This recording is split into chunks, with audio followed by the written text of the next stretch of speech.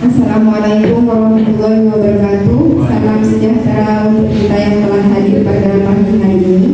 Yang terhormat kepada Kepala Sekolah SMAN 1 Ketapang, Ibu Sadatul Sumroh. Yang terhormat kepada para calon ibu penggerak Angkatan 8 selaku pemateri yang sudah hadir dalam acara diseminasi tentang budaya positif di SMAN 1 Ketapang. Serta yang terhormat kepada Bapak Ibu Guru yang insya Allah berbahagia pada hari ini. Yang pertama-tama, marilah kita panjatkan puji dan puja syukur atas kehadiran Allah Subhanahu wa Ta'ala yang selalu senantiasa melimpahkan rahmat, taufik serta hidayahnya, sehingga pada kesempatan yang bahagia ini kita masih diberikan nikmat sehat, nikmat rezeki, sehingga kita masih dipertemukan di tempat yang insya Allah berkarunia. Tak lupa sholawat serta salam semoga tetap tercurahkan kepada junjungan Nabi kita Muhammad SAW beserta keluarga dan para sahabat-sahabatnya. Karena berkat beliaulah kita dapat menikmati kehidupan yang penuh dengan kemuliaan ini. Untuk mempersingkat waktu, sebelum acara diseminasi tentang budaya positif di sekolah hari ini dibuka, maka perkenalkan saya sebagai pembawa acara untuk membacakan susunan-susunan acara kali ini. Yang pertama, pembukaan. Yang kedua, sambutan-sambutan. Yang ketiga, pemaparan isi materi oleh Ibu Sumiati SPD. Pemaparan isi materi oleh Ibu Ainur Rafika. Kemudian tanya jawab, doa dan penutup. Untuk mempersingkat waktu, marilah kita buka acara hari ini dengan membaca Bismillah bersama-sama. Bismillahirrahmanirrahim. Acara selanjutnya yaitu sambutan yang akan disampaikan oleh Bapak Ibu Kepala Sekolah SMAN 1 Ketapang, yaitu Ibu Sadatul Sumroh. Kepada beliau waktu dan tempat kami persilakan.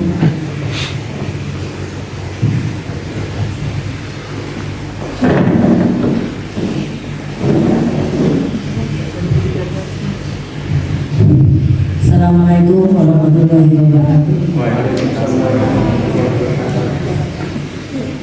Salam yang saya hormati Ibu CGP, yaitu Ibu Sumiati SPD dan Ibu Ainur Rafika. Kebetulan ini ada 2 CGP pada angkatan 8 serta Bapak Ibu Guru peserta diseminasi pada hari ini. Syukur alhamdulillah, kita puji syukur kita panjatkan kehadiran Allah Subhanahu wa Ta'ala. Kita masih diberi kesehatan hingga kita bisa berkumpul pada saat ini pada acara diseminasi CGP angkatan 8 yang nantinya akan dipaparkan oleh Ibu Sumiati. Kebetulan ada 2 CGP, yaitu Ibu Sumiati dan Ibu Ainur Rafika. Mudah-mudahan nanti apa yang disampaikan oleh beliau-beliaunya akan bermanfaat untuk kita, sekalipun yang peserta yang ada di sini masih ada yang belum jadi guru penggerak. Kemungkinan nanti masih ada angkatan-angkatan berikutnya. Sekarang ini masih ada angkatan 10, insya Allah terakhir nanti sampai angkatan 13. Jadi masih ada 3 lagi, angkatan 11, angkatan 12, dan angkatan 13. Kita tetap semangat dan kita juga berharap, sekolah juga berharap nantinya guru-guru yang ada di sini akan menjadi guru penggerak semuanya, karena nanti akan berimbas positif kepada peserta didik. Diseminasi budaya positif ini sudah pastinya akan berimbas yang lebih baik kepada peserta didik.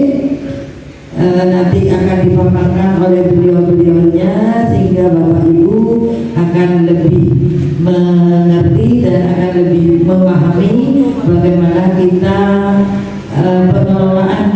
pengelolaan Bapak Ibu guru di dalam kelas maupun di luar kelas. Bagaimana kita menghantarkan anak didik kita untuk mereka menjadi sukses keluar dari SMA, merubah semuanya dan akan mengangkat SMA Negeri 1 Ketapang ini ke arah yang lebih baik. Mungkin hanya itu yang bisa saya paparkan. Semangat untuk CGP angkatan 8, juga angkatan 9 juga angkatan 9 dan Bapak Ibu bisa mengikuti CGP angkatan-angkatan berikutnya, sehingga nantinya semua guru SMA Negeri 1 Ketapang menjadi guru penggerak semuanya. Saya akhiri, wassalamualaikum warahmatullahi wabarakatuh. Waalaikumsalam warahmatullahi wabarakatuh.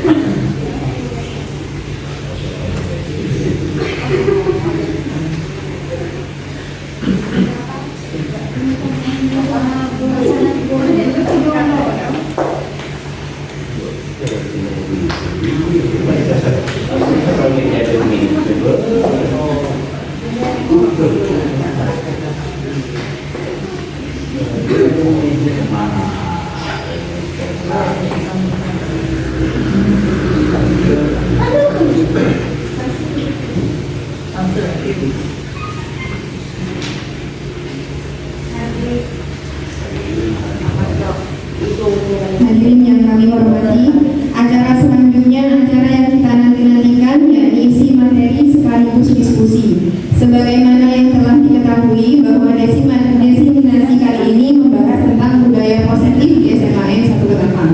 Pada kesempatan kali ini semuanya akan dibahas oleh pemateri kita yang luar biasa. Beliau-beliau ini adalah calon guru penggerak angkatan 8. Untuk itu mari kita sambut pemateri pertama yang akan disampaikan oleh Ibu Sumiati SPD. Kepada beliau waktu dan tempat. Terima kasih. Assalamualaikum warahmatullahi wabarakatuh. Yang terhormat Ibu Kepala SMA Negeri 1 Ketapang, yang terhormat Bapak Ibu Guru yang pada kesempatan kali ini sudah bisa hadir dalam acara desiminasi budaya positif. Tugas kami sebagai calon guru penggerak yang akan dibawakan saya sendiri, Sumiati. Sebelum kami memaparkan materi, izinkan kami dulu untuk memberikan pantun sedikit. Kalau senggang bacalah buku sambil ngemil agar tak bosan. Terima kasih guru-guru, mohon maaf sudah merepotkan.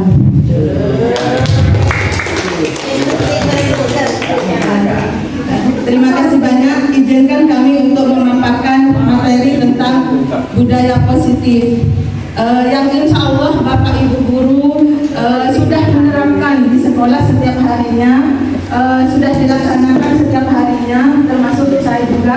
Hanya saja mungkin materi yang belum diperoleh. Jadi untuk menerapkan dari materi dengan penerapan dalam seharian di sekolah. Yang pertama yaitu tujuan dari pendidikan Ki Hajar Dewantara adalah menuntun skala kodrat yang ada pada anak-anak agar mereka dapat mencapai keselamatan dan kebahagiaan yang setinggi-tingginya, baik sebagai manusia maupun anggota masyarakat. Oleh sebab itu, pendidik hanya dapat menuntut tumbuh atau hidupnya kekuatan kodrat yang ada pada anak-anak agar dapat memperbaiki lakunya, bukan dasarnya. Hidup dan tumbuhnya kekuatan kodrat anak-anak. Berdasarkan dari tujuan pendidikan yang disampaikan oleh Ki Hajar Dewantara, itu adalah kita sebagai guru itu wajib menuntun atau membimbing siswa sesuai dengan bakat dan minat yang telah dimiliki oleh siswa tersebut. Sehingga kita itu sebagai guru harus tahu bakat dan minat apa yang terdapat pada kepada diri siswa, dari setiap siswa, supaya kita itu lebih mudah untuk membimbing ke arah yang lebih positif pada perkembangan yang ada pada diri siswa tersebut. Nah, kita bukan mengubah dasarnya, tetapi kita mengubah lakunya, tingkah lakunya yang dirubah, bukan dasarnya. Kalau dasar itu kan salah satunya seperti watak, sifat, itu tidak bisa dirubah. Tetapi kalau perilaku itu masih bisa dituntut oleh kita sebagai guru. Berikutnya yaitu budaya positif. Nah, ini juga sepertinya Bapak Ibu guru sudah biasa menerapkan di kehidupan sekolah. Budaya positif di sekolah yaitu nilai dan kebiasaan di sekolah yang berpihak pada murid agar mereka dapat berkembang menjadi pribadi yang kritis, penuh hormat, dan bertanggung jawab sesuai dengan profil pelajar Pancasila. Nah, di sini ketika siswa itu sudah terbiasa dengan keadaan yang positif yang bagus, maka insya Allah siswa itu bisa belajar dengan kritis dan bertanggung jawab sesuai dengan 6 elemen dari profil pelajar Pancasila. Mungkin Bapak Ibu sudah tidak asing lagi yang namanya dari ke-6 profil pelajar Pancasila. Di antaranya apa kira-kira Bapak Ibu? Bertakwa kepada Tuhan Yang Maha Esa. Terus yang kedua Bapak Ibu, berbinekaan global. Yang ketiga, bergotong royong. Yang keempat, mandiri. Yang kelima, berpikir kritis. Yang keenam, terakhir Bapak Ibu, kreatif. Benar. Jadi tujuan kita membiasakan budaya positif itu adalah untuk mencapai dari ke-6 elemen profil pelajar Pancasila. Nah, dari konsep budaya positif itu ada 6 yang dibahas Bapak Ibu di budaya positif itu yang sudah kami pelajari di materi pendidikan guru penggerak. Di antaranya yang pertama, perubahan paradigma belajar, disiplin positif, kebutuhan dasar manusia, restitusi posisi kontrol guru, keyakinan kelas, dan segitiga restitusi. Dari ke-6 konsep ini sudah Bapak Ibu lakukan setiap hari di sekolah, baik itu di kelas maupun di lingkungan sekolah. Yang pertama yaitu perubahan paradigma baru. Dalam membangun budaya positif di sekolah, dapat menyediakan lingkungan yang positif, aman, dan nyaman, supaya siswa mampu berpikir, bertindak, dan mencipta dengan merdeka, mandiri, dan bertanggung jawab. Disiplin sangat berkaitan dengan kontrol guru terhadap siswa. Maksud dari perubahan paradigma di atas yaitu kita sebagai guru wajib menciptakan suasana yang nyaman, aman, terutama di kelas dan juga di luar kelas, baik itu di kelas maupun di sekolah. Supaya apa? Supaya siswa itu bisa berpikir sesuai dengan bakat dan minat yang ada pada diri siswa itu sendiri. Ya, guru kita sebagai guru itu sebagai pengontrol. Ya, sesuai dengan teori kontrol yang disampaikan oleh Dr. William Glasser, yaitu psikiater dan pendidikan Dr. William Glasser dapat dalam teori kontrol meluruskan beberapa miskonsepsi tentang makna kontrol. Yang pertama, ilusi guru mengontrol murid. Ini sudah biasa Bapak Ibu guru lakukan. Terus ilusi yang kedua, ilusi bahwa semua penguatan positif efektif dan bermanfaat. Jadi semua apa yang sudah kita lakukan yang berkaitan dengan budaya positif itu dapat menguatkan positif, efektif, dan bermanfaat. Yang ketiga, ilusi bahwa kritik dan membuat orang merasa bersalah itu dapat menguatkan karakter. Yang terakhir, ilusi bahwa orang dewasa memiliki hak untuk memaksa. Jadi kadang-kadang kita sebagai guru itu kan memaksa supaya siswa itu mau melakukan sesuatu.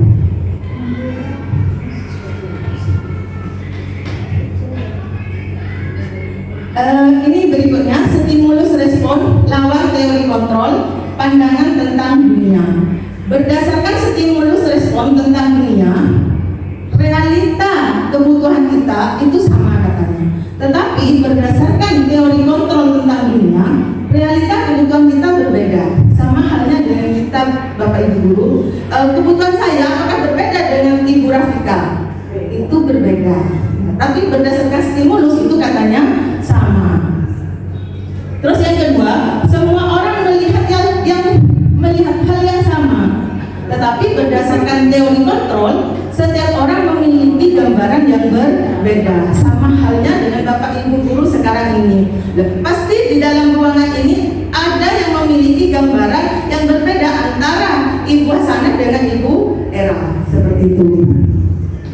Terus yang ketiga, berdasarkan stimulus responnya, berperilaku buruk dilihat sebagai suatu kesalahan. Tetapi teori kontrolnya, semua berperilaku memiliki tujuan. Ini biasanya sering juga kalau misalnya dibuat contoh siswa itu meloncat pagar, itu kan salah. Tetapi siswa tersebut berdasarkan teori kontrol, dia memiliki tujuan naik melompat pagar itu. Salah satunya dia ingin masuk ke kelas. Nah, seperti itu yang dimaksud Bapak Ibu. Terus berikutnya yaitu orang lain bisa mengontrol saya. Tetapi berdasarkan teori kontrol, hanya Anda yang bisa mengontrol dirinya sendiri. Jadi orang lain katanya stimulus itu bisa mengontrol saya. Padahal berdasarkan teori kontrol, saya itu bisa mengontrol saya sendiri. Jadi tidak bisa orang lain yang mengontrol. Ini sama halnya dengan unsur intrinsik yang ada pada diri siswa sendiri, orang-orang itu sendiri. Terus berikutnya, saya bisa mengontrol orang lain. Anda tidak bisa mengontrol orang lain. Sama ya, hampir sama dengan yang barusan Bapak Ibu. Yang terakhir, pemaksaan ada pada saat bujukan, stimulusnya. Sedangkan untuk teori kontrol, kolaborasi dan konsensus menciptakan pilihan-pilihan baru. Jadi kalau misalnya melakukan sesuatu itu gagal, pasti Bapak Ibu kan membujuk. Sedangkan berdasarkan teori kontrol itu harus kolaborasi. Jadi harus ada kolaborasi. Yang terakhir, berdasarkan stimulus respon, model berpikir itu menang atau kalah. Sedangkan berdasarkan teori kontrol, model berpikirnya benar. Jadi selalu dia mengatakan benar. Seperti itu Bapak Ibu.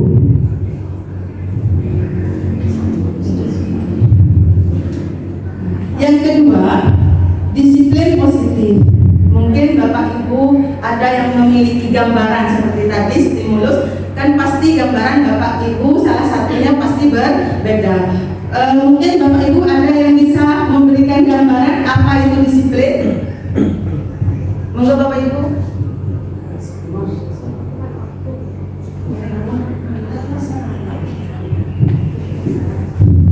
Disiplin adalah tepat waktu, sesuai aturan, dan bertanggung jawab. Mungkin gambaran dari Bapak Ibu guru yang lain, silahkan.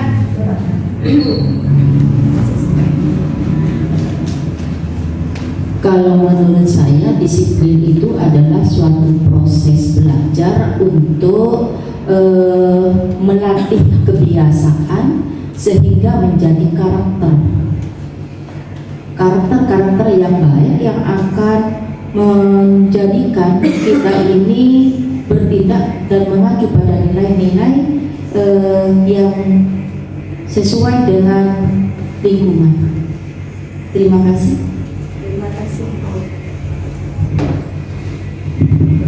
Terima kasih gambaran yang telah disampaikan oleh Ibu Kur dan Ibu Munifa bahwa disiplin itu memang pembentukan karakter.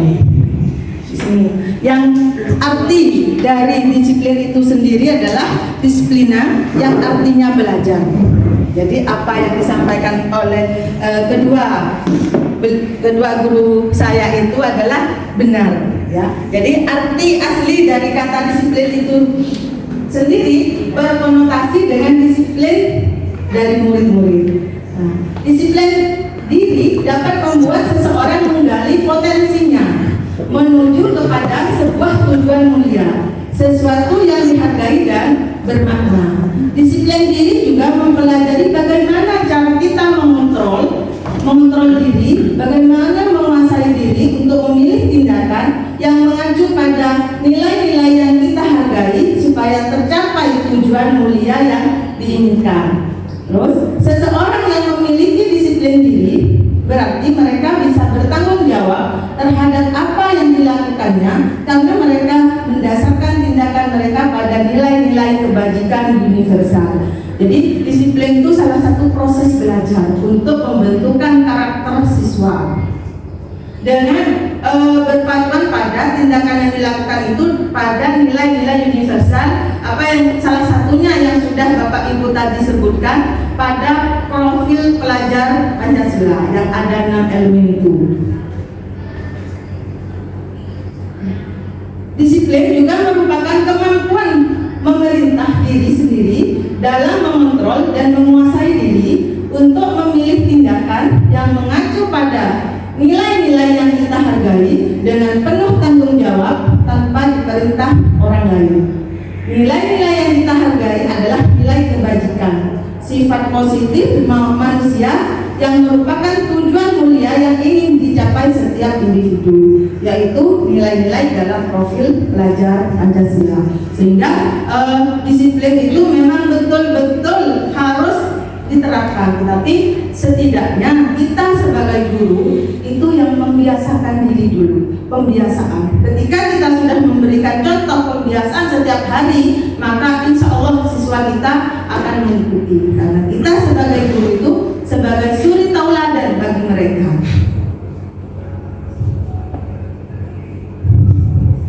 Bapak pendidikan kita Ki Hajar Dewantara juga menyatakan bahwa di mana ada kemerdekaan, disitulah harus ada disiplin yang kuat.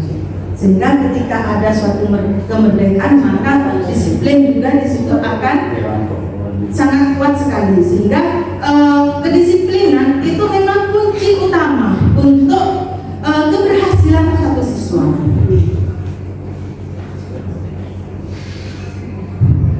Yang ketiga, konsep yang ketiga yaitu kebutuhan dasar manusia. Seluruh tindakan manusia memiliki tujuan tertentu. Semua yang kita lakukan adalah usaha terbaik kita untuk mendapatkan apa yang kita inginkan. Di antaranya ada 5 kebutuhan manusia, termasuk 5 kebutuhan dari masing-masing siswa. Yang pertama survival, yang kedua power, yang ketiga freedom, yang keempat fun, dan yang kelima belonging. Yang pertama, kebutuhan bertahan hidup. Kebutuhan bertahan hidup adalah kebutuhan yang bersifat fisiologis. Untuk bertahan hidup misalnya kesehatan, makan, minum, dan juga sandang pangan, istirahat, dan keamanan. Sedangkan yang kedua, kebutuhan kasih sayang dan rasa diterima. Kebutuhan untuk disayangi dan diterima meliputi kebutuhan akan hubungan dan koneksi sosial, kebutuhan untuk memberi dan menerima kasih sayang, dan kebutuhan untuk merasa menjadi bagian dari suatu kelompok. Anak-anak yang memiliki kebutuhan dasar kasih sayang dan rasa yang tinggi biasanya ingin disukai dan diterima oleh lingkungan. Jadi setiap siswa itu pasti memiliki kebutuhan yang berbeda. Salah satu contohnya misalnya ini, ibu guruku tidak menyapa aku, padahal hari ini aku pakai tas baru. Berarti anak itu membutuhkan kasih sayang atau perhatian, seperti itu Bapak Ibu. Jadi kita itu sebagai guru harus betul-betul bisa, mungkin di tahun pelajaran baru ini betul-betul bisa menganalisa masing-masing siswa kebutuhan yang kebutuhan yang perlu ditingkatkan masing-masing siswa. Jadi perlu penanganan. Yang ketiga, kebutuhan penguasaan atau power. Kebutuhan ini meliputi keinginan untuk dianggap berharga, bisa membuat perbedaan, bisa membuat pencapaian kompeten, diakui, dihormati. Anak-anak yang memiliki kebutuhan dasar akan penguasaan yang tinggi biasanya selalu ingin menjadi pemimpin. Nah, salah satunya ini, saya merasa bangga dan keren. Nah, berarti siswa tersebut memiliki kemampuan untuk menguasai. Jadi penguasaan, ya pede, terlalu pede. Jadi dia inginnya selalu menjadi, saya harus jadi ketua, saya harus jadi ketua. Setiap ada kegiatan. Yang keempat, kebutuhan kebebasan. Kebutuhan untuk bebas adalah kebutuhan akan kemandirian otonomi, memiliki pilihan dan mampu mengendalikan arah hidup seseorang. Anak-anak dengan kebutuhan kebebasan yang tinggi menginginkan pilihan. Mereka perlu banyak bergerak, suka mencoba-coba, tidak terlalu terpengaruh orang lain dan senang mencoba hal yang baru. Nah, salah satu contohnya itu, aku senang bisa pergi ke tempat yang aku suka. Berarti itu adalah yang kan kebiasaannya siswa kami biasanya ketika dikasih izin keluar itu senang sekali. Berarti kebutuhan dia adalah kebebasan untuk keluar. Yang terakhir yaitu yang kelima, kebutuhan kesenangan. Kebutuhan akan kesenangan adalah kebutuhan untuk mencari kesenangan bermain dan tertawa. Anak-anak dengan kebutuhan dasar kesenangan yang tinggi biasanya ingin menikmati apa yang mereka lakukan. Mereka juga bisa berkonsentrasi tinggi saat mengerjakan hal yang disenangi. Jadi ketika anak itu sudah senang, misalnya menggambar, dikasih aja kesempatan untuk menggambar, untuk mengeluarkan inspirasinya, ide-idenya melalui gambar seperti itu. Dan salah satu contohnya yaitu menyetir mobil itu seru, berarti anak itu membutuhkan kesenangan. Seperti itu, Bapak-Ibu. Ini ada satu contoh.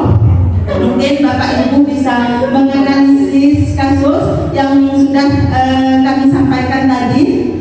Ibu Amal, guru wali kelas 2A di SD Pelita Hati sedang di SD Pelita Hati sedang bingung menghadapi ulah salah satu murid di kelasnya, yaitu Doni. Beberapa anak di kelas 2A telah datang padanya dan mengeluhkan Doni yang sering kali meminta bekal makan siang mereka dengan paksa.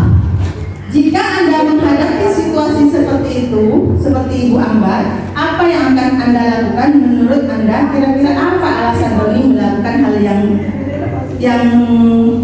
melakukan hal itu? Mungkin Bapak Ibu bisa memberikan ilustrasi kebanggaan, kebutuhan dari kelima kebutuhan tadi, yaitu kesenangan,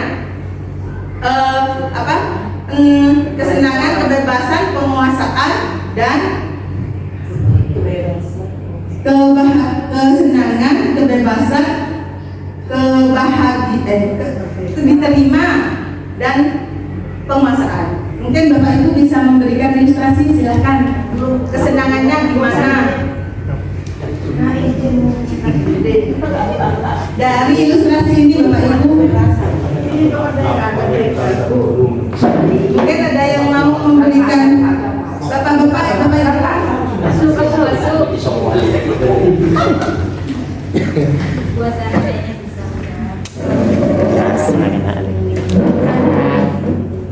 mungkin ada yang bisa. Jadi yang termasuk kebutuhan penguasaan itu mana, kebebasan itu mana, terus kasih sayang itu mana.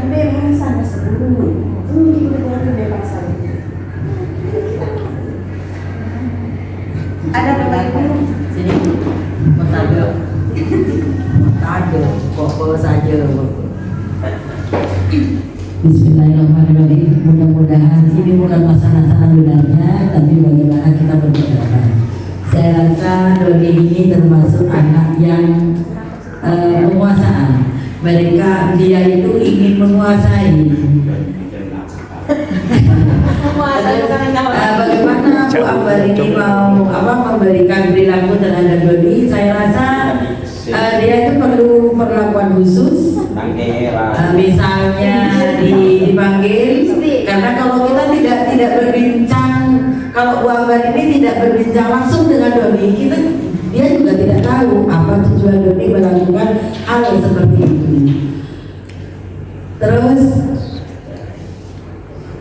dan perlakuan ini setelah Bu Ambar ini tahu apa yang maksud Doni, maka Bu Ambar ini perlu perhatian khusus selanjutnya kepada Doni. Bisa jadi anak ini termasuk penguasaan, bisa jadi juga termasuk kurang kasih sayang. Oke, seperti itu. Terima kasih Ibu Kepala Sekolah yang sudah memberikan tanggapan terhadap contoh kasus ini. Benar apa yang sudah disampaikan. Ini untuk survival, dia itu karena kelaparan, ingin memenuhi kebutuhannya karena lapar.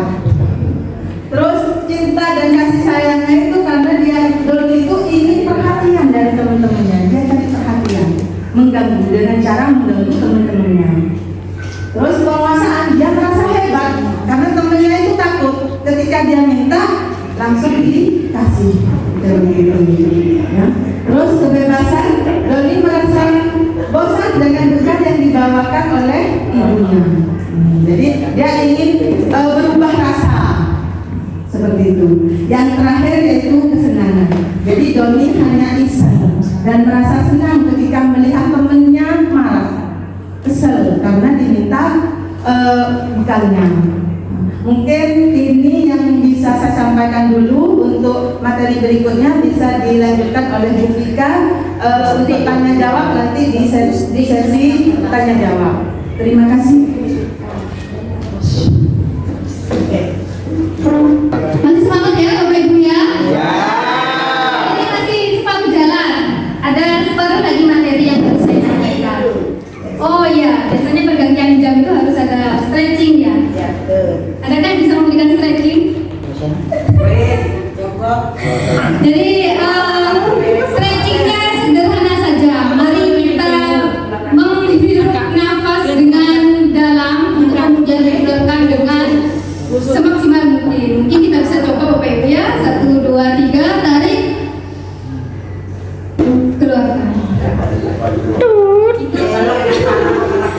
Itu satu kegiatan yang berasa sekali untuk saya pribadi ya, untuk menghilangkan tegang atau menghilangkan rasa capek. Biasanya saya mengambil nafas dalam. Saya mengucapkan terima kasih kepada Bapak Ibu yang telah hadir.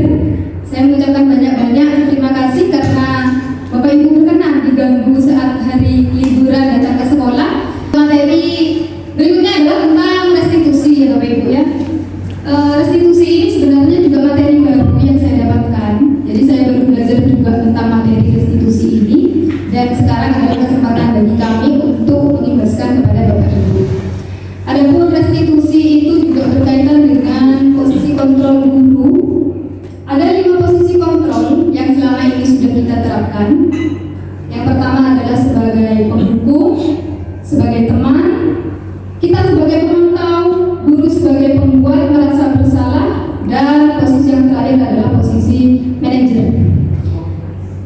Nah, menurut Diana Gosen dalam bukunya Restitution Restructuring School Discipline tahun 98 mengemukakan bahwa guru perlu meninjau kembali penerapan disiplin di dalam ruang-ruang kelas mereka selama ini.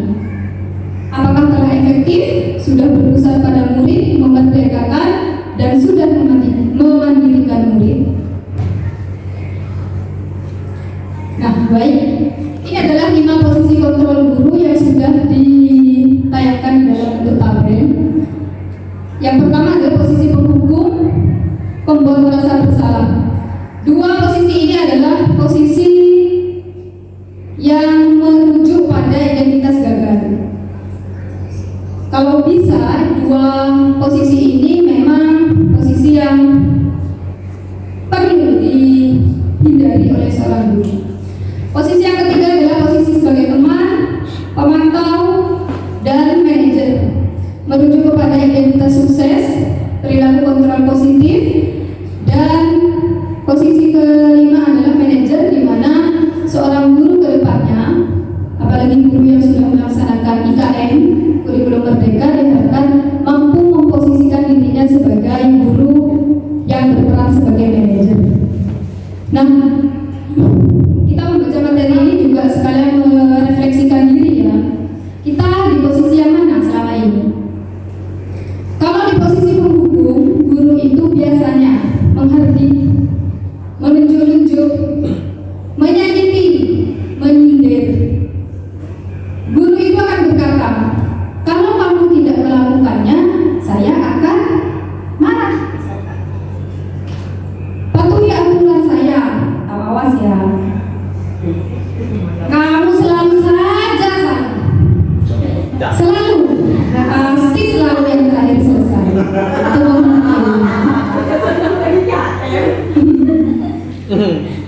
Kontrol berikutnya adalah membuat merasa bersalah. Biasanya guru itu berceramah. Penuh. Dia menunjukkan kekecewaan mendalam. Kata-katanya biasanya, kamu sudah mengecewakan ibu bapak. Ibu sangat kecewa sekali dengan kamu. Berapa kali bapak harus memberitahu kamu? Gimana coba kalau orang tuamu tahu kamu berbuat begini? Nah, berikutnya adalah posisi kontrol ketiga, teman. Guru akan membuat alasan-alasan untuk muridnya. Guru akan berkata, ya sudah, nanti bapak ibu bantu bereskan ya. Itu kalau posisi kita sebagai teman. Ayo bantulah demi bapak ya. Ayo bantulah demi bapak Supri ya. Ayo dan tidak bantuan bapak selama ini. Jadi itu posisi kontrol teman. Posisi keempat adalah pemantau. Guru yang berperan sebagai pemantau, dia akan selalu menghitung dan mengukur berdasarkan aturan yang ada. Misalkan ada muridnya yang melakukan suatu pelanggaran atau kesalahan, nanti guru tersebut akan bilang apa aturannya. Masih ingat tidak? Kalau kamu begini, konsekuensinya apa? Apa yang telah kamu lakukan? Apa yang terjadi sekarang? Jadi pada posisi ini guru selalu membenturkan dengan peraturan sekolah. Nah, posisi terakhir, posisi manajer, yang saya pun juga masih dalam belajar peran ini. Guru akan menunjukkan pertanyaan-pertanyaan. Guru akan berkata, apa yang kita yakini? Apa kamu meyakini hal tersebut? Kalau kamu meyakininya, maukah kamu memperbaikinya? Kalau kamu memperbaikinya, jadi kira-kira hal tersebut akan menggambarkan apa tentang dirimu? Kalau Bapak Ibu perhatikan, dari 1, 2, 3, 4 kolom ini yang paling banyak berperan guru yang dari keempat ini. Jadi guru yang satu arah, gitu ya. Sedangkan kalau posisi yang terakhir itu adalah posisi yang paling ideal untuk saat ini. Dirasa yang paling ideal untuk sekarang, di mana di situ posisi kontrol itu siswa yang akan mencari jawaban atas kesalahan dia sendiri. Jadi itu perbedaannya. Next. Nah, berikutnya adalah tentang hasil. Apa yang akan terjadi jika seorang guru bertindak sebagai penghukum? Murid itu cenderung memberontak. Dia akan mendendam. Dia akan menyalahkan orang lain. Dia akan berkata, saya tidak peduli. Bahasa Maduranya, saya tak terus, dia loro, mungkin ya. Dampak pada muridnya apa? Mengulangi kesalahan berulang kali, perilakunya menjadi agresif. Kaitan dengan dunia berkualitas, murid akan meletakkan Bapak Ibu di luar dunia berkualitasnya. Membuat rasa bersalah, hasilnya murid akan menyembunyikan, menyangkal, berbohong, dan murid akan berkata, maafkan saya Bapak Ibu. Kenapa? Karena dari awal murid sudah dibuat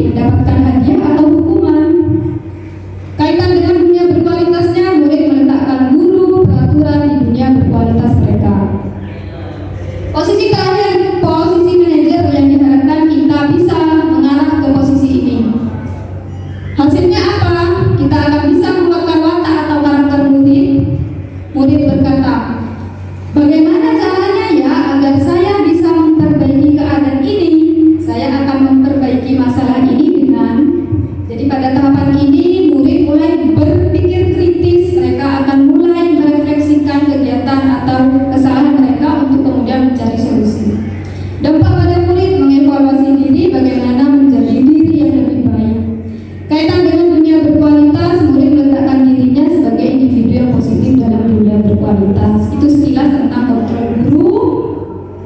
Nah, ini ya kasus satu.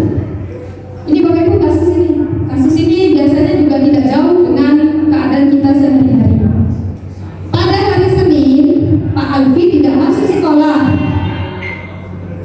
Pak Alfi merupakan guru matematika.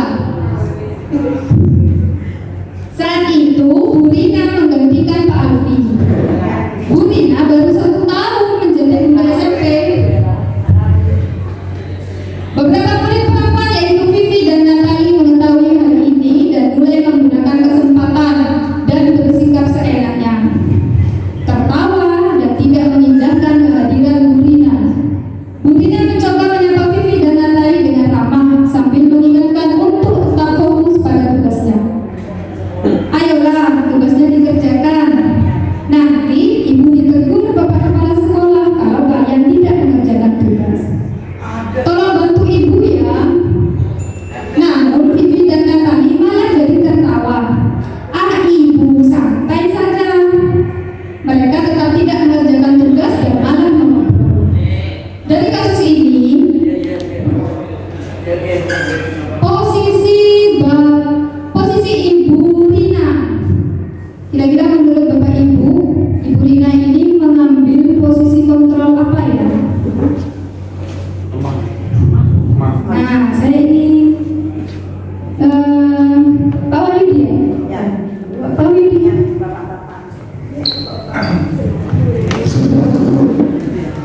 Terima kasih atas waktunya. Ada kasus yang tadi dibicarakan, mungkin guru tersebut memiliki kontrol yaitu teman, sehingga tidak bisa membatasi antara murid dengan guru. Terima kasih.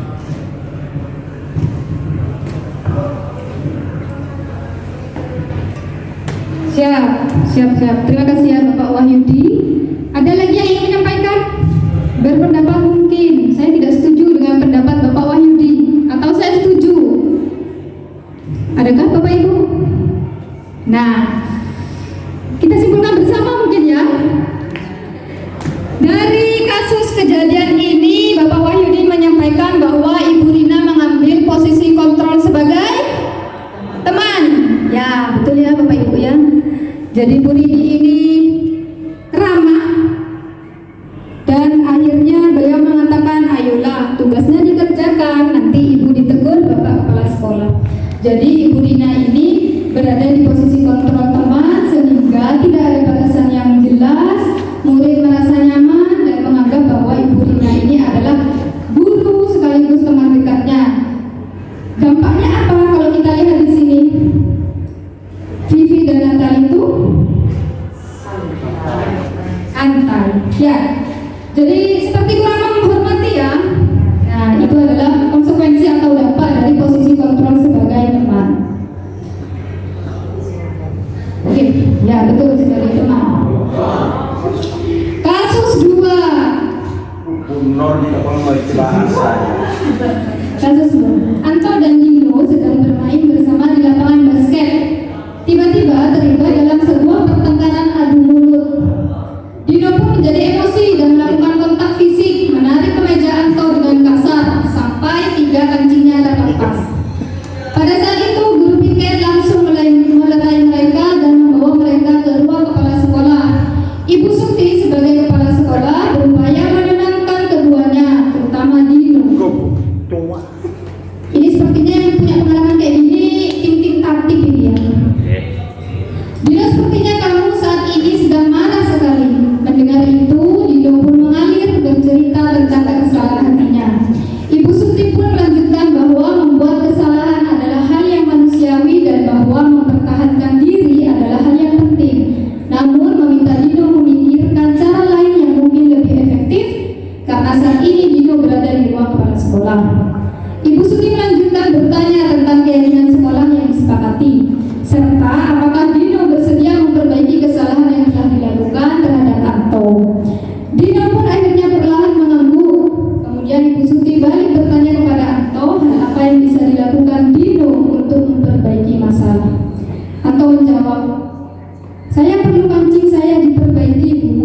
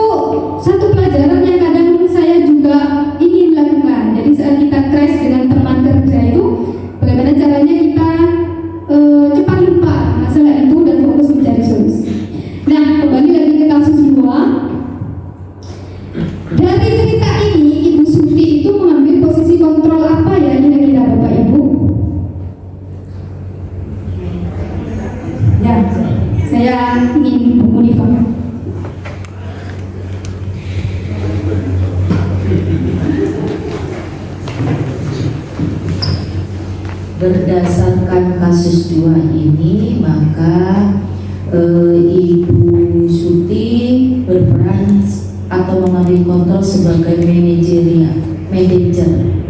manajer yang selalu menggiring anak-anak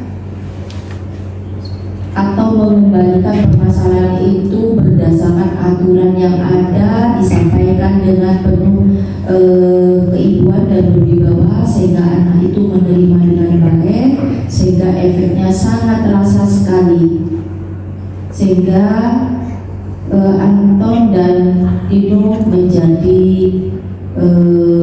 teman baik kembali. Terima kasih. Ya, give big applause buat Bu Munifah. Terima kasih Bu Munifah atas komentarnya.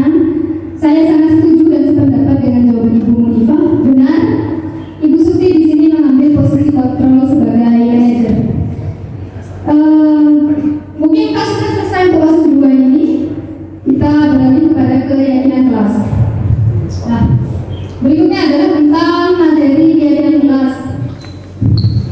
Keyakinan kelas adalah nilai-nilai kebajikan atau prinsip-prinsip universal yang disepakati bersama secara universal atau secara umum, lepas dari perbedaan agama, suku, negara, dan bahasa.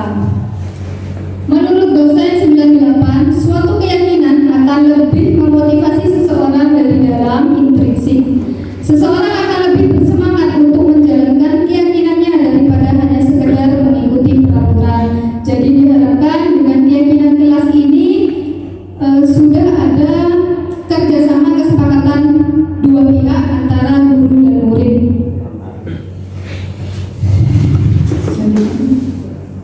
Nah, baik.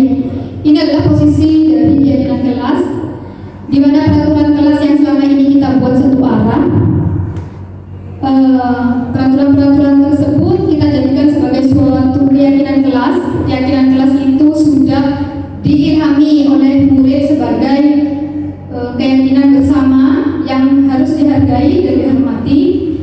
Jika keyakinan kelas itu terbentuk, maka akan tercipta lingkungan positif. Dalam jangka panjang, lingkungan positif itu akan diharapkan dapat menjadi budaya positif dari suatu sekolah tersebut. Nah, ini peraturan yang akan digunakan menjadi keyakinan kelas. Misalkan peraturannya, kembalikan barang ke tempatnya. Keyakinan kelas atau nilai kebajikan yang dituju adalah tanggung jawab. Misalkan berikutnya, dilarang mengganggu orang lain. Nilai kebajikan yang diyakini menghormati sesama. Misalkan seperti itu ya, Bu. Hadir di sekolah 15 menit sebelum pembelajaran dimulai. Nilai kebajikannya ya disiplin, tepat waktu, tanggung jawab juga bisa. Dilarang melakukan kekerasan. Nilai kebajikannya kira-kira hewan bertopeng, menghargai sesama. iya, benar, menghargai sesama. Dilarang menggunakan narkoba. Nilai kebajikannya yang diyakini menjaga keselamatan diri, menjaga kesehatan tubuh, bergantian atau menunggu giliran, antri saat di tempat umum. Nilai kebajikannya kira-kira disiplin, menghormati sesama juga bisa. Dilarang merokok. Nilai kebajikannya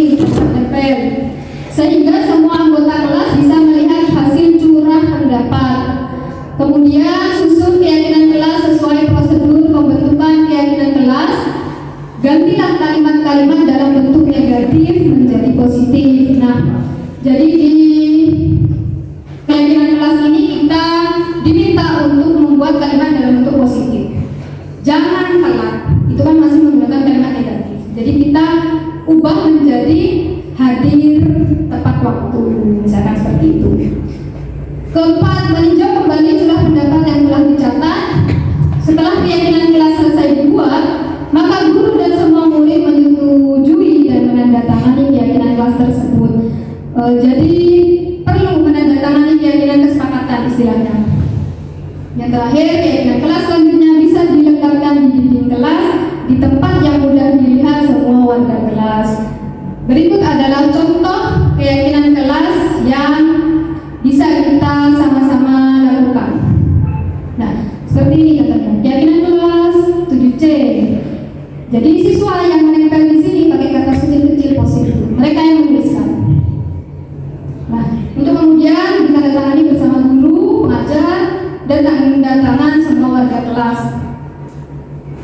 Sama dengan yang di sebelah kiri saya, keyakinan kelas 10 contohnya di sini mengerjakan tugas tepat waktu, angkat tangan bila hendak berpendapat, 5S, senyum, sapa, salam, sopan dan santun, hadir tepat waktu dan aktif di kelas, saling peduli, menghargai, membantu, menjaga kebersihan kelas dan halaman sekolah.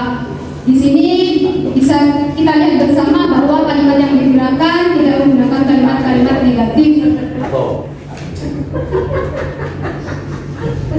Baik, berikutnya adalah tentang segitiga restitusi. Segitiga restitusi ini proses menciptakan kondisi bagi murid untuk memperbaiki kesalahan mereka sehingga mereka bisa kembali pada kelompok mereka dengan karakter yang lebih kuat. Melalui restitusi, guru dapat membantu murid menjadi lebih memiliki tujuan, disiplin positif, serta memulihkan dirinya setelah berbuat salah. Membantu murid untuk jujur pada diri sendiri dan mengevaluasi dampak dari kesalahan yang dilakukan, serta yang terakhir adalah memberikan penawaran, bukan paksaan. Baik. Nah, segitiga karena sesuai dengan skemanya untuk segitiga. Ada 3 tahapan. Tahapan pertama, menstabilkan identitas. Jadi saat seorang anak membuat kesalahan, kita mendengarkan, kamu tadi berantem ya di kelas? Iya Bu, benar. Tahapan ini kita akan berkata, setiap orang pasti pernah melakukan kesalahan. Ibu juga. Kamu bukan satu-satunya yang pernah melakukan ini. Berikutnya kita melakukan validasi tindakan yang sama. Kamu tentu punya alasan mengapa kamu tadi berantem. Adakah cara yang lebih efektif untuk mendapatkan apa yang kamu butuhkan? Itu validasi tindakan. Untuk kemudian terakhir menanyakan keyakinan. Keyakinan kelas apa yang telah kita sepakati? Kamu berantem ya dengan temanmu tadi. Keyakinan apa yang tidak kamu terapkan? Sehingga murid itu akan berpikir sejenak, menghormati sesama. Misalkan seperti itu. Nah, 3 tahapan ini kemudian akan dilanjutkan kepada solusi. Baru ditanyakan solusi apa kira-kira yang dapat kamu berikan ya nak ya. Misalkan seperti itu ya Bapak Ibu ya. Kembali lagi tadi menstabilkan identitas itu contoh kalimatnya, berbuat salah itu tidak apa-apa. Tidak ada manusia yang sempurna. Saya juga pernah melakukan kesalahan seperti itu. Kita bisa menyelesaikan ini. Bapak Ibu tidak tertarik mencari siapa yang salah, tapi Bapak Ibu ingin mencari solusi dari permasalahan ini. Kamu berhak merasa begitu. Apakah kamu sedang menjadi teman yang baik buat dirimu sendiri? Validasi tindakan yang salah dapat diucapkan dengan kalimat berikut. Padahal kamu bisa melakukan yang lebih buruk dari ini ya. Padahal kamu bisa ya berantemnya keroyokan, tapi kamu berantemnya sendirian. Seperti itu. Kamu bisa ya lebih dari ini, tapi kamu memilih untuk menahan diri. Seperti itu. Kamu pasti punya alasan mengapa melakukan hal itu. Kamu patut bangga pada dirimu sendiri karena kamu telah melindungi sesuatu yang penting buatmu. Kamu boleh mempertahankan sikap itu, tapi kamu harus menambahkan sikap yang baru. Menanyakan keyakinan dapat disampaikan dengan kalimat apa yang kita percaya sebagai kelas atau keluarga. Apa nilai-nilai umum yang telah kita sepakati? Apa bayangan kita tentang kelas yang ideal?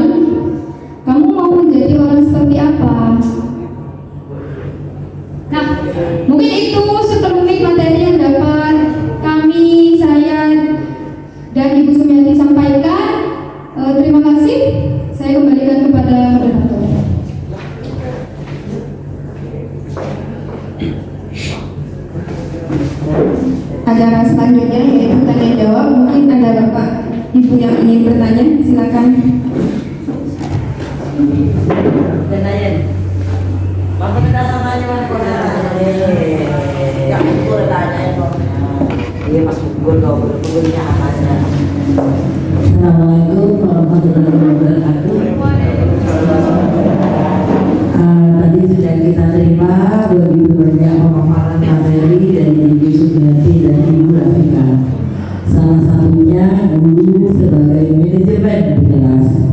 Kalau kita sebagai manajemen di kelas, tentunya sebelum kegiatan pembelajaran dimulai, kita harus persiapkan semuanya. Misal dari awal kelas fisik. Kedua, bagaimana kita melihat bangku, tataan bangku dan kursi, itu anak aktif. Ketiga, kita mempersiapkan materi pembelajaran. Kita mempersiapkan bagaimana materi pembelajaran itu yang akan kita berikan kepada siswa. Ketiga, terusnya ada model pembelajaran juga. Jadi semuanya harus dipersiapkan.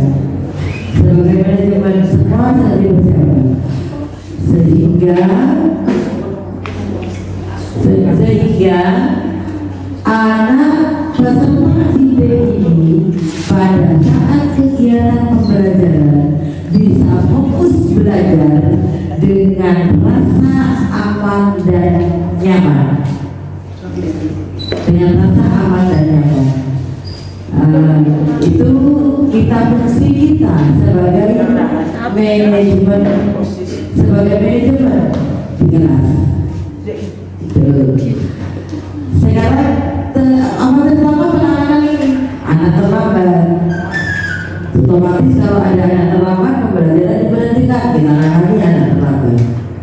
Kemudian anak minta izin di sela-sela, karena kita sebagai manajemen berarti kita harus menangani semuanya.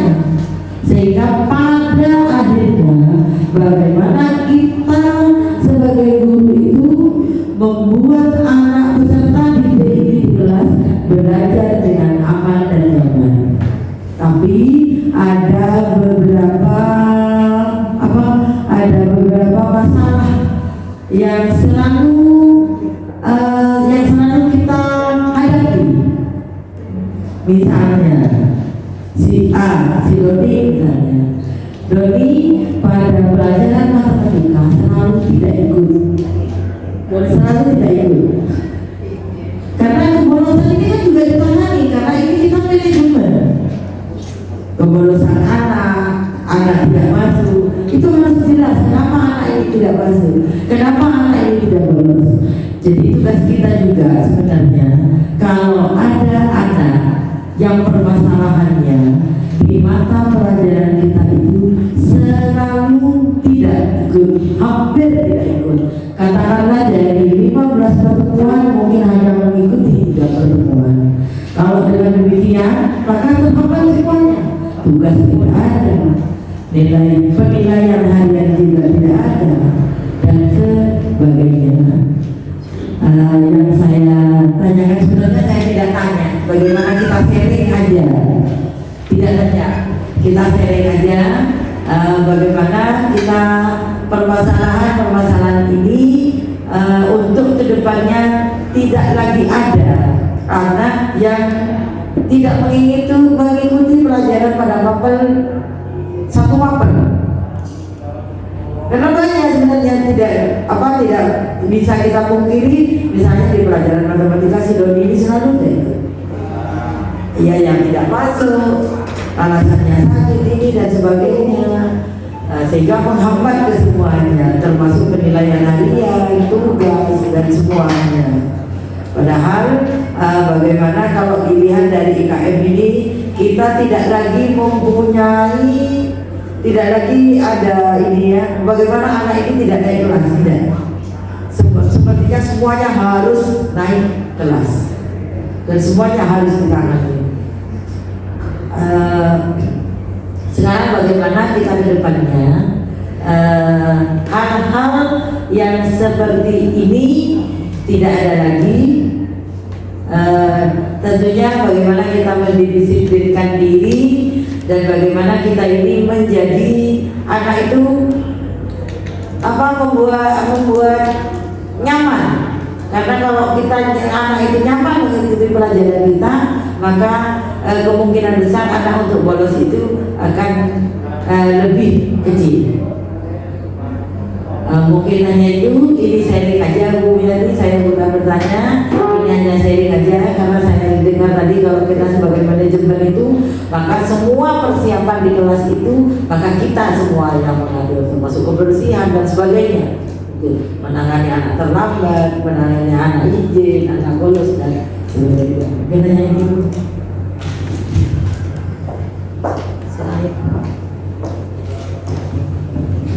Mungkin ada yang lain yang ingin bertanya?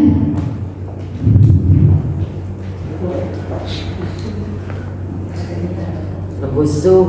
Terus. Kalau saya boleh bertanya? Boleh. Saya tertarik dengan keyakinan kelas. Nah, kalau kita buat keyakinan kelas seperti itu, apakah ada konsekuensi atau misalnya sanksi terhadap siswa yang tidak melakukan atau melanggar? Apa bagaimana tanggapannya?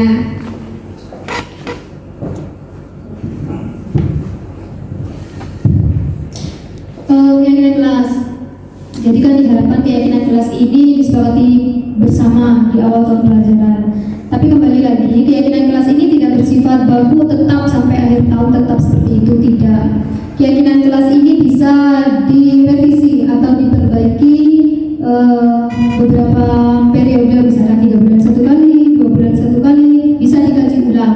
Kalau keyakinan kelas itu dirasa perlu ada perubahan atau perbaikan, tidak masalah. Berikutnya menanggapi apakah keyakinan kelas ini boleh diberikan konsekuensi. Keyakinan kelas ini kesepakatan bersama, begitu ya Bapak Ibu. Jadi kalau di awal itu sudah ada kesepakatan, tentunya bisa untuk diselipkan atau dimasukkan apa konsekuensi jika tidak menyepakati keyakinan ini. Itu tentu boleh. Yang jelas konsekuensi ini tidak bersifat menciderai fisik, termasuk menciderai verbal. Jadi diberikan konsekuensi-konsekuensi yang justru membuat anak tersebut lebih baik ke depannya. Seperti itu yang dapat saya sampaikan Bu Yani. Mungkin sedikit menambah Bu Yani dari apa yang sudah disampaikan oleh Bu Vika, bahwa keyakinan kelas itu kan dibuatnya secara bersama. Jadi bukannya guru yang menentukan keyakinan kelas, tetapi kita itu berkolaborasi dengan siswa untuk membuat keyakinan kelas supaya sama-sama saling menerapkan dalam kelas. Sehingga ketika itu dilakukan secara bersama dengan siswa, maka siswa itu tidak sulit untuk menerapkannya, untuk lebih mudah untuk menerapkan keyakinan kelas yang ada itu. Dan keyakinan kelas itu kan dibuatnya bukan berupa kalimat-kalimat negatif, tetapi kalimat-kalimat positif yang akan membangun karakter siswa itu di dalam kelas. Seperti salah satunya tadi yang sudah disampaikan oleh Bu Vika di depan, bahwa di situ kan menghormati antar teman, terus bertanggung jawab. Nah, itu salah satunya, sehingga siswa dengan adanya keyakinan kelas seperti itu menambah budaya positif yang ada di dalam kelas itu. Mungkin hanya itu yang bisa saya tambahkan ya. Mungkin ada sanggahan atau ada pertanyaan dari Bapak Ibu guru yang lain, silakan.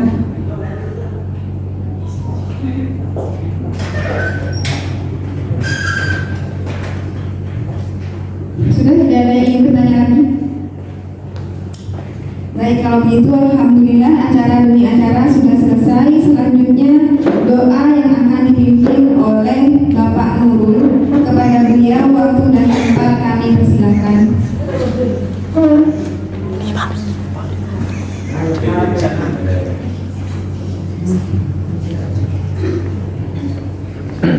Assalamualaikum warahmatullahi wabarakatuh.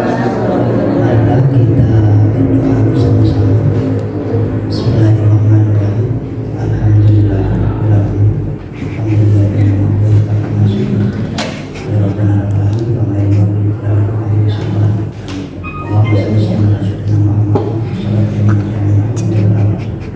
Untuk kami saya min jami'il hayati badana Allahumma ahsin ajibatana fi umur dunia wa ajilna bismillah wa akhir Rabbana atina fid dunya hasanah wa fil akhirati hasanah wa qina adzabannar sallallahu alaihi wasallam Muhammadin wa alihi wasallam alhamdulillahirabbil alamin amin. Assalamualaikum warahmatullahi wabarakatuh. Waalaikumsalam warahmatullahi wabarakatuh. Alhamdulillah, semoga dari doa bersama kita tadi dapat mempermudah dalam pemahaman serta dalam mengamalkannya atas ilmu dan pengalaman yang sudah kita dapat hari ini. Amin ya rabbal alamin. Untuk acara yang terakhir yaitu penutupan, sebelum kita tutup bersama, saya selaku MC pembawa acara pertemuan desiminasi hari ini memohon maaf yang sebesar-besarnya apabila ada tutur kata yang kurang berkenan di hati Bapak Ibu. Dan yang terakhir, kita tutup bersama-sama acara ini dengan bacaan alhamdulillah. Alhamdulillah alamin. Sekian, terima kasih. Wassalamualaikum. Waalaikumsalam warahmatullahi wabarakatuh. Dasar. Kurang maksimal dong gimana nikah nih.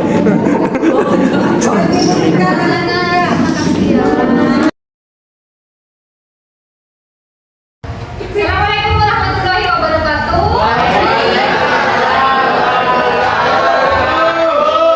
Bagaimana kabarnya kalian hari ini anak-anak?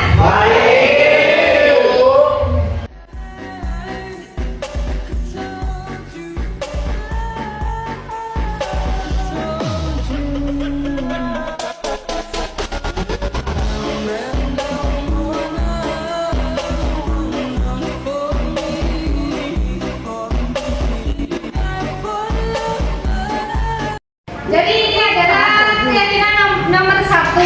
Menurut anak-anak yang lain, apakah kalimat barusan yang dibacakan oleh Rani bisa kita jadikan sebagai keyakinan kelas? Bisa. Yakin?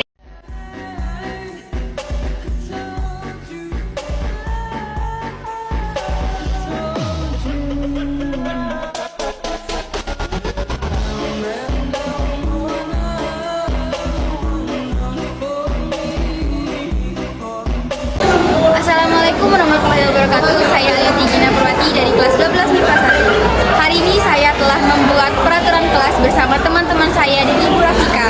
Dimulai dari menulisnya di post-it, menempelnya di papan, setelah itu mengaitkannya dengan nilai kebajikan universal. Ini menjadi pengalaman pertama saya dan saya sangat antusias. Terima kasih.